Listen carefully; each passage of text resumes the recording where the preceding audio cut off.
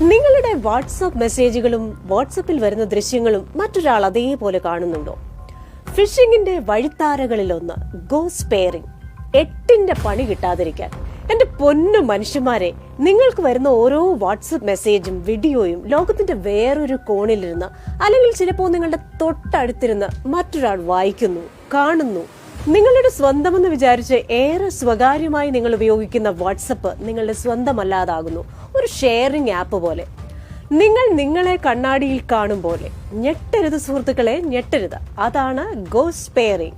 മാലോകർ ഈ ഫിഷിംഗിനെ കുറിച്ച് അറിഞ്ഞതെങ്ങനെ?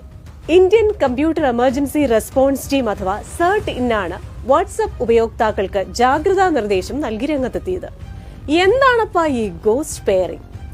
വാട്സാപ്പിൽ മറ്റൊരു ഉപകരണം ലിങ്ക് ചെയ്യുന്ന ഡിവൈസ് ലിങ്കിംഗ് ഫീച്ചറിനെ കുറിച്ച് അറിയാമല്ലോ അല്ലെ? ഇത് ദുരുപയോഗം ചെയ്താണ് തട്ടിപ്പ്. സിം മാറ്റാതെയോ പാസ്വേഡ് മോഷ്ടിക്കാതെയോ സെക്യൂരിറ്റി ലംഘനം നടത്താതെയോ സൈബർ ക്രിമിനലുകൾ നിങ്ങളുടെ വാട്സാപ്പ് ഉപയോഗിക്കുന്നു.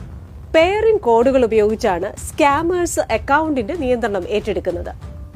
ആദ്യഘട്ടം, നിങ്ങളുടെ വാട്സാപ്പിലേക്ക് ഹായ് ചെക്ക് ദിസ് ഫോട്ടോ എന്നൊരു മെസ്സേജ് വരുന്നു. സ്വാഭാവികമായും കൗതുകം ലേശം കൂടുതലുള്ള പലരും അതൊന്നങ്ങ് ചെക്ക് ചെയ്യും.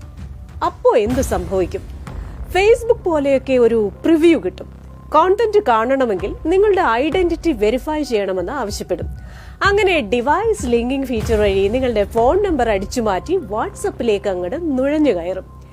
ഇതോടെ നിങ്ങളുടേതെന്ന് നിങ്ങൾ വിശ്വസിക്കുന്ന വാട്സപ്പ് അയാളും ഉപയോഗിച്ചു തുടങ്ങും. നിങ്ങൾക്ക് വരുന്ന OTP ഉൾപ്പെടെ അവരും ഉപയോഗിക്കും. നിങ്ങളുടെ വാട്സപ്പിൽ നിന്ന് മറ്റുള്ളവർക്ക് മെസ്സേജും ചിത്രങ്ങളും വീഡിയോകളും അയക്കും. പ്രൈവറ്റ് ചാറ്റും ഗ്രൂപ്പ് ചാറ്റും ഒക്കെ അവരും കാണും, ഉപയോഗിക്കും, പ്രതികരിക്കും. പിന്നെ ഉണ്ടാകുന്ന പുകിലുകൾ ഞാൻ പറയേണ്ട കാര്യമില്ലല്ലോ. ഗോസ്റ്റ് പെയറിംഗിൽ നിന്ന് രക്ഷപ്പെടാൻ എന്തൊക്കെ ചെയ്യണം? ആരയച്ചാലും അപരിചിതമായ ലിങ്കിൽ ക്ലിക്ക് ചെയ്യാനുള്ള കൗതുകം അങ്ങ് ഉപേക്ഷിക്കണം. എന്ന് വെച്ചാൽ ക്ലിക്ക് ചെയ്യരുത്, അത്ര തന്നെ. വാട്സപ്പോ ഫേസ്ബുക്കോ ബന്ധിപ്പിച്ചിട്ടുള്ള ബാഹ്യ വെബ്സൈറ്റുകളിൽ ഫോൺ നമ്പർ നൽകരുത്. ഇടയ്ക്കിടെ വാട്സപ്പ് തുറന്ന് ലിങ്ക്ഡ് ഡിവൈസുകൾ ചെക്ക് ചെയ്യുക. അവനവന്റെ അക്കൗണ്ട് ഏതൊക്കെ ഡിവൈസിൽ ലിങ്ക് ചെയ്തിട്ടുണ്ടെന്നതിൽ മിനിമം ബോധം വേണമെന്ന് ചുരുക്കം. അറിയാത്തതോ പരിചയമില്ലാത്തതോ ആയ ഏതെങ്കിലും ഡിവൈസ് ലിങ്ക് ചെയ്തതായി കണ്ടാൽ ലോഗ് ഔട്ട് ചെയ്യുക.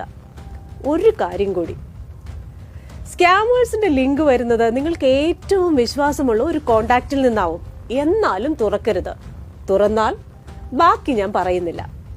വെറുതെ ഫിഷിംഗിനും സ്മിഷിംഗിനും ഒന്നും തല വെച്ചു കൊടുക്കാൻ നിൽക്കണ്ട. സൂക്ഷിച്ചാൽ ദുഃഖിക്കേണ്ട. എന്നോടുകൂടി പറഞ്ഞതാ.